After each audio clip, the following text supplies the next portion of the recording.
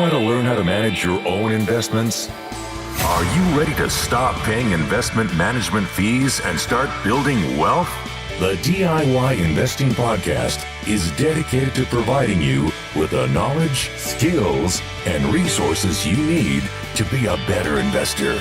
Learn how to make investments through the use of fundamental analysis, mental models, and business management insights.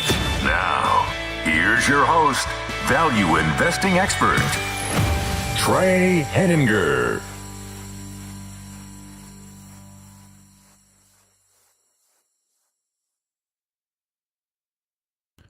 Hello and welcome to episode 18 of the DIY Investing Podcast. My name is Trey Henninger and I'm your host. In today's episode, I will be sharing a book review of The Power of Habit by Charles Duhigg. A brief reminder that this is a listener-supported podcast. If you'd like to support this podcast and help me to continue creating great investing content, please consider becoming a patron at DIYinvesting.org/patron. That's Patron. My goal is to keep this podcast free of outside advertisements. In order to do that, I've decided upon a model that skips the middleman and allows me to receive support directly from you, the listener. My goal is to always provide value to you. Therefore, I have set up a membership program providing investment-based rewards to those who become patrons of this show. I hope you'll check it out at DIYinvesting.org/patron. I will begin with a brief synopsis of the book and then dive into my review. After I provide a review of what I think of the book, I'll dive into discussing a few of the most important concepts that I learned from reading this book. Let's begin. The Power of Habit was written by Charles Duhigg to explain the mechanics of habits and how to harness them in your life. Duhigg highlights how habits permeate every aspect of your life, from your morning routine of brushing your teeth to how you make financial decisions. Known and unknown habits guide many aspects of your day. It is vital for you to learn how to recognize habits in your life, work, and society so that you can leverage that understanding to improve your life circumstances. Charles Duhigg does a great job of breaking down the three essential parts of a habit: cue, routine, and reward. By analyzing habits by their parts, you will be able to better understand and recognize the habits in your life. The Power of Habit guides you into understanding how to change your habits for the better. Okay, so with that synopsis of the book complete, let's dive into the book review. First, I want to begin with what Charles Duhigg does well in The Power of Habit. What I found was that The Power of Habit is exceptionally well written. Duhigg uses multiple real-life examples in each of his chapters, and he communicates well using metaphor and example, which allows the reader to gain a clear understanding of how habits work and how they can be applied to your daily life. Each chapter of the book has an example where he goes in depth on specific people and the habits in their lives. He shows you how the habits have both impacted their lives for good or ill, and breaks it down so that you can clearly understand all of the factors involved. Now, this methodology allows you to recognize the habits that are happening in the book, but it also allows you to recognize them in your own life. Because the key thing is that everyone has different habits, but they follow similar patterns. And it is these patterns that you can learn to recognize and is the greatest benefit from reading the book. Because when you read The Power of Habit, you're given multiple examples of habits throughout the daily life of different people, and then that gives you the viewpoint of being able to understand your own habits. The other thing that Charles Duhigg does really well is he leads with the essential information first. All of the key lessons that I'm going to outline for you in a minute here constitute the first three chapters of the book. He's focusing on the most important information first, and that's learning how habits work, which habits to focus on, and then also providing you with keys to being able to change your habits for the better. All of this information are the core of what makes The Power of Habit worth buying. And I would recommend this book for only those first three chapters alone. as you get enormous value from being able to recognize these habits and then find ways to improve the habits in your own life. So, a little bit about what Duhigg could do better in this book. I think he could improve on the second and third sections, and I found them somewhat lacking in terms of direct applicability to your life. So again, as the first section was incredibly helpful for direct application, but the second and third parts of the book focus primarily on habits in organizations and society as a whole. These sections are interesting, and they develop on the complexity and power of habits, but I found them to be less applicable to my daily life, and I assume you'll find the same. They can certainly be helpful to be able to understand how habits are impacting your work life, the organizations that you're involved in, and how to improve them, especially if you're a leader. If you lead an organization or you're trying to find ways to influence overall society, that can be incredibly helpful. But I find that most people, and especially the people listening to this podcast, you're really interested in how can I improve my financial life? How can I improve other aspects of my life? And this interest in self-improvement means that you're going to find the first part of the book the most helpful. And that's what I'm going to focus on in terms of the key points that I took away. And it's going to really be around these self-improvement parts. So if you're purchasing this book for self-improvement purposes, you're going to gain the most benefit from the beginning of the book and the appendix. In the appendix, he talks about specifically the step-by-step plan that you should take in terms of recognizing the habits in your life and then modifying them. And it really draws upon the lessons that he taught you throughout the book. So how would I rate this book? So I give the Power of Habit book 5 stars. And if you're not aware of my rating system, or this is the first time you've listened to one of my podcasts about a book review, it's somewhat unique. My rating system is in-house developed.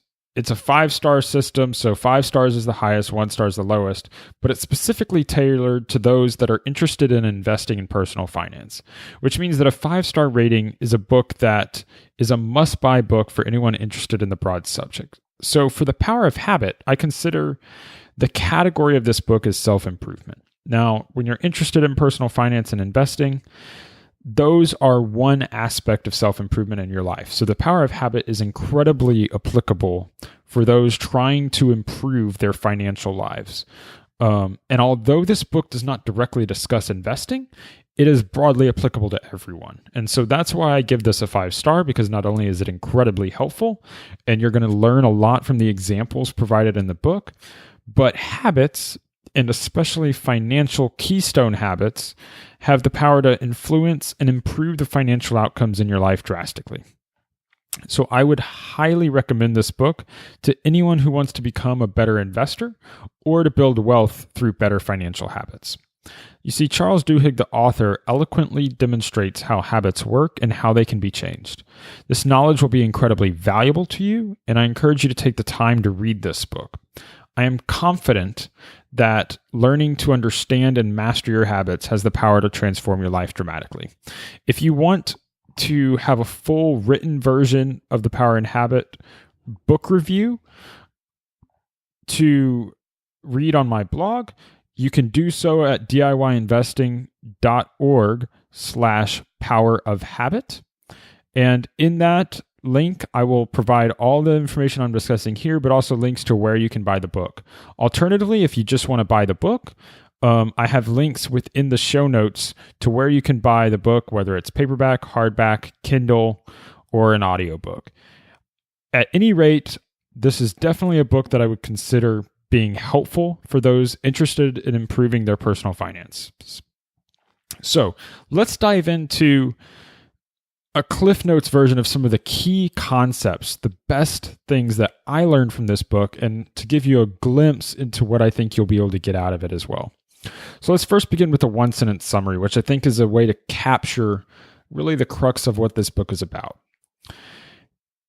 My summary is this: you can harness the power of habits to make positive changes in your life that would otherwise seem impossible. So let's discuss now how that occurs. And I've broken this down into 3 key takeaways that I learned from the power of habit. And I think these are takeaways that you can apply throughout your life, but specifically to your personal finances. So those 3 takeaways are: number 1, the habit loop, which discusses the components of a habit. Number 2, keystone habits, and it's this idea that some habits can influence other habits. And number 3, the golden rule of habit change. So basically, the author gives us a method on how to modify and change your habits to create a better life. So let's discuss each of these lessons individually. First, the habit loop. The habit loop is basically a mental model that you can use to understand each of the components of your habits. And it breaks it down into 4 sections. So every habit has 4 elements. There's the cue, routine, reward, and craving. So every habit begins with a cue. This cue can be an action, time of day, a feeling, or external stimulation. Basically, when a cue occurs, you enter the habit loop. So your habits always begin with a cue. After the cue, you begin the routine of the habit. The routine is the second part. This routine can be short or long, but is typically repeated in the same way each time. While the routine is ongoing, your brain is not actively making new decisions.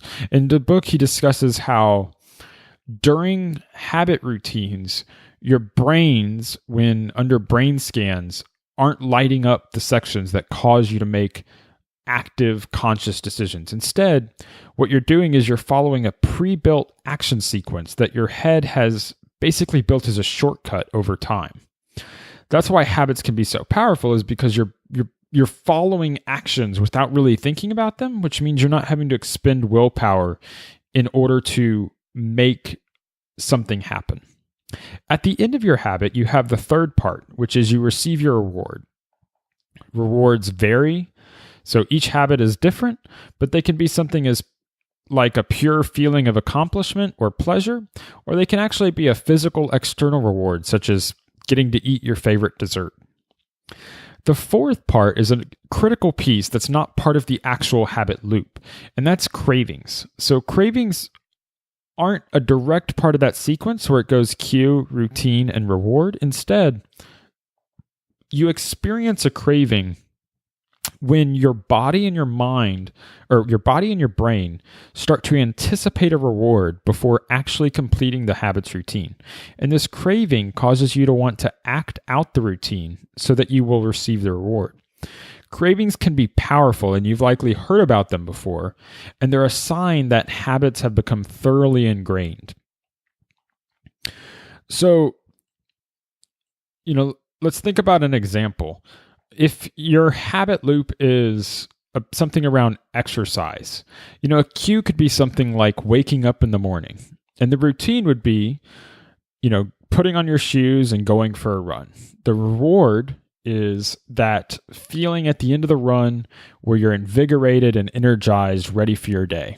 And the craving can become, when this exercise habit has been fully ingrained, your body, when you wake up, will immediately start to crave the feeling of energy that your run is going to create. So before you've even started the run, your body is going to start getting ready and expecting the feeling of energy from having completed that run. And so that's an example of what the habit loop can look like. Habit loop is an incredibly powerful mental model because it allows you to break your habits into their individual parts. And by doing so, it will allow you to recognize your habits for what they are and separate them from individual actions. And it also means that using the habit loop, you'll be able to make changes in your habits. And we'll get to that in that third piece. The second main lesson that I learned from the book was the concept of keystone habits. And this concept is that some habits have the ability to influence and change other habits, which is really the idea that certain habits are more powerful than others. And that's because adopting a keystone habit can accelerate change in your life, either in a positive or a negative example. And really, this is because those keystone habits have power and influence on others. When you adopt a keystone habit, such as exercising, you gain direct health benefits from that, but it also creates a ripple effect. By bringing on a keystone habit, you start to make other choices in your life that make greater effects. So not only is the habit itself a positive action, you're having that exercise and the energy and the health there, you're going to start making other decisions like choosing to eat healthier, choosing to reduce sedentary time watching TV. As you make the immediate keystone habit as your change, that will influence the rest of your life, and you'll see extraordinary returns from just adopting keystone habits and making those your focus. Because the Power of Habit book talks about how basically our lives, on any daily basis, you might have hundreds of habits that you're falling into.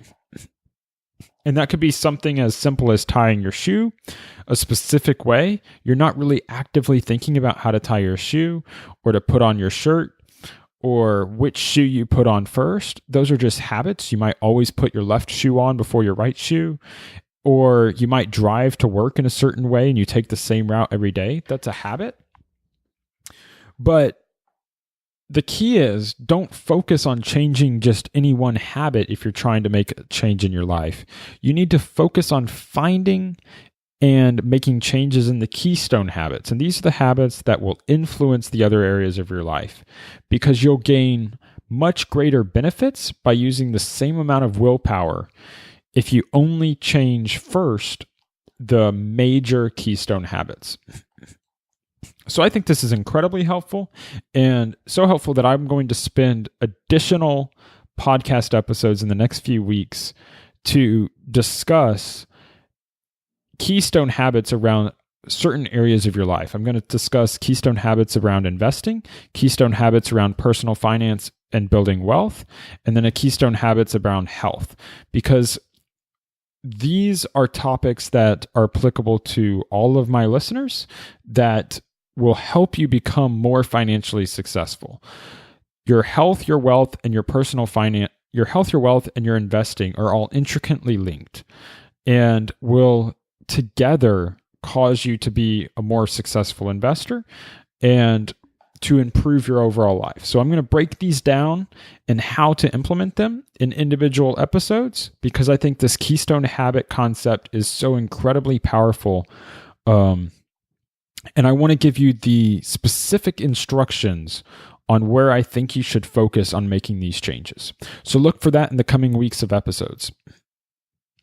So next, the third key concept that I want to discuss in this book review is what the author calls the golden rule of habit change. And this is his methodology on how to modify and change your habits to create a better life. And one of the concepts that he says in the book on page 63 is, quote, "You can't extinguish a bad habit. You can only change it," end quote. And I think this is a key lesson, because it's important for you to understand that bad habits never really go away. The author goes into numerous examples of people who are stuck with bad habits. And then he also talks about how those can be changed. But the key things is those habits and those triggers don't necessarily go away. The urge to eat a bag of chips in the afternoon, or the urge to take a smoke break, or whatever bad decision that you want to make, doesn't go away. These habits have been, once they're ingrained, they're going to be a part of you. So the key thing is that you want to find ways to replace them. And that's the real golden rule of habit change, is that if you have bad habits, your best bet for improving your lifestyle is to find new and better habits to replace them.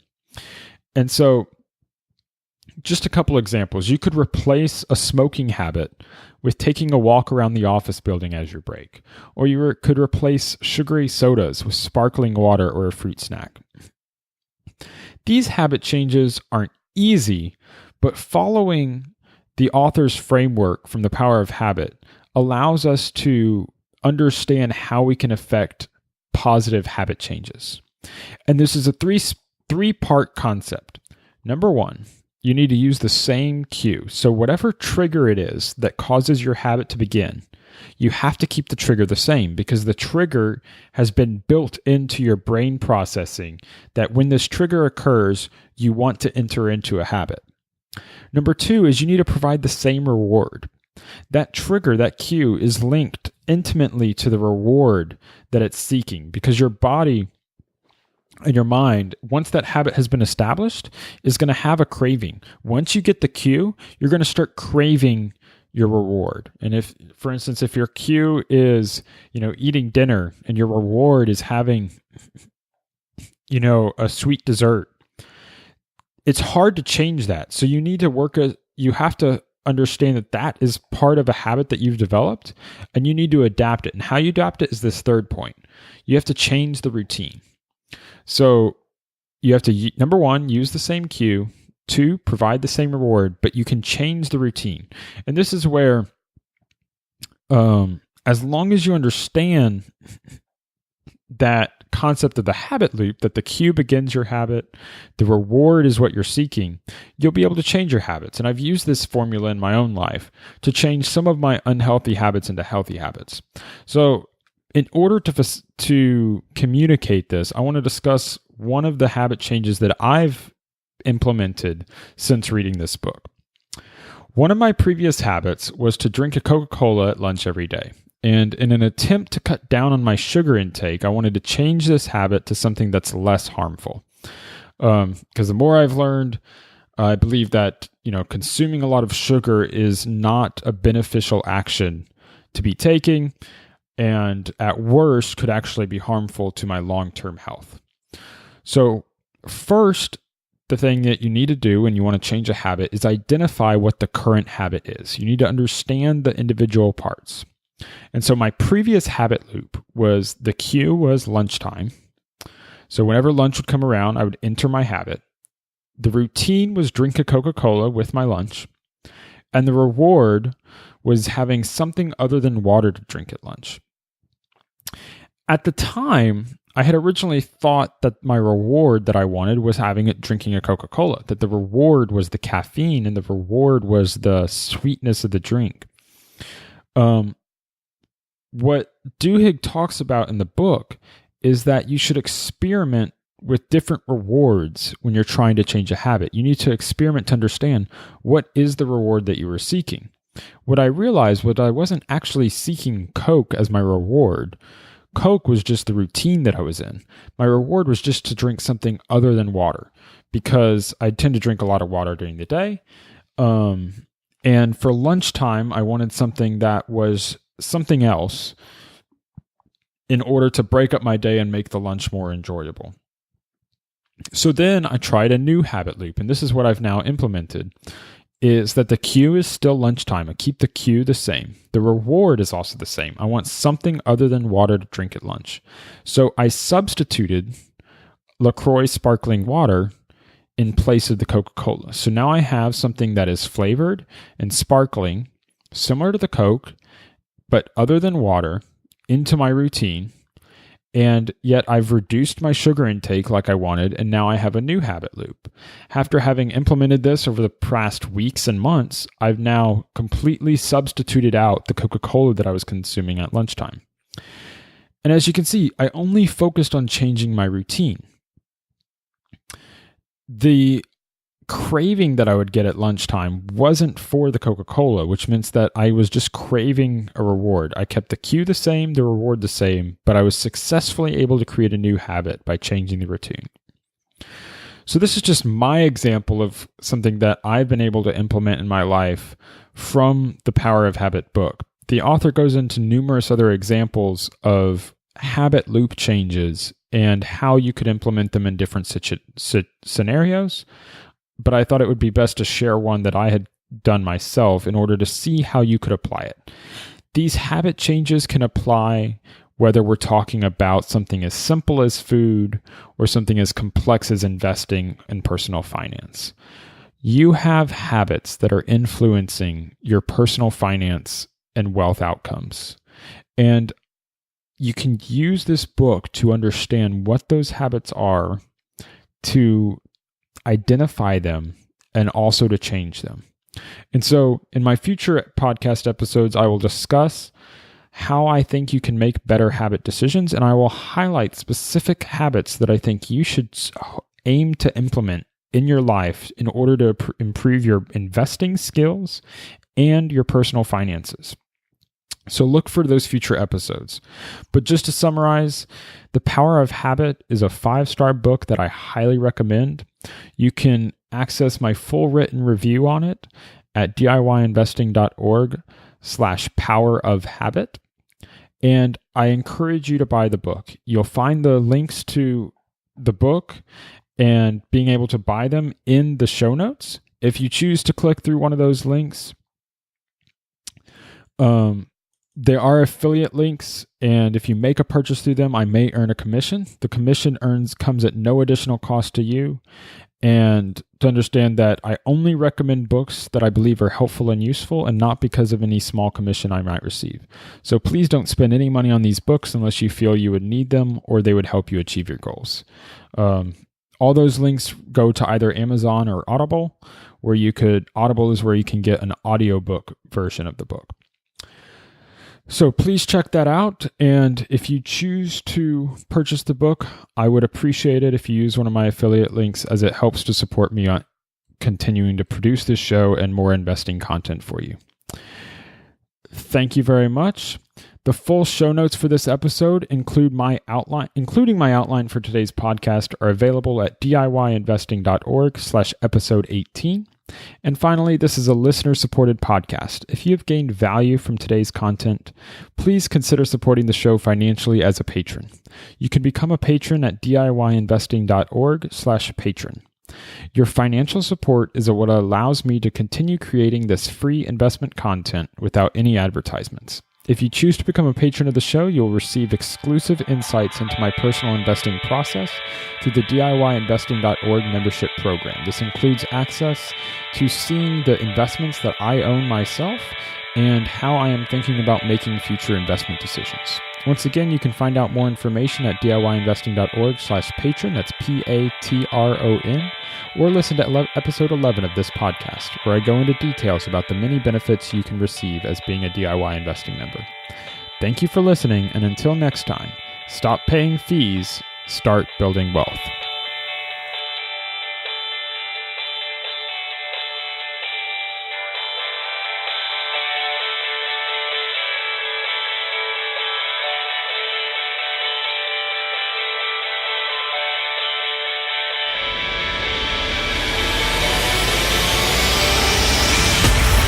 Thank you for listening to the DIY Investing Podcast. Please visit our website and subscribe to our email list at DIYinvesting.org for guides, videos, and resources to help make you a better investor.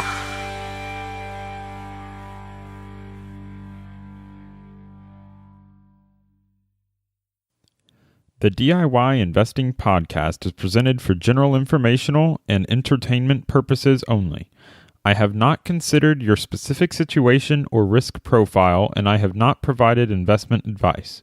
The information presented on the DIY Investing Podcast should not be construed as investment advice. The views and opinions expressed on the DIY Investing Podcast are those of the participants and do not necessarily reflect those of the show's host or sponsors. DIY Investing, its producers, sponsors, and host, Trey Henniger, shall not be liable for losses resulting from investment decisions based upon information or viewpoints presented on the DIY Investing Podcast.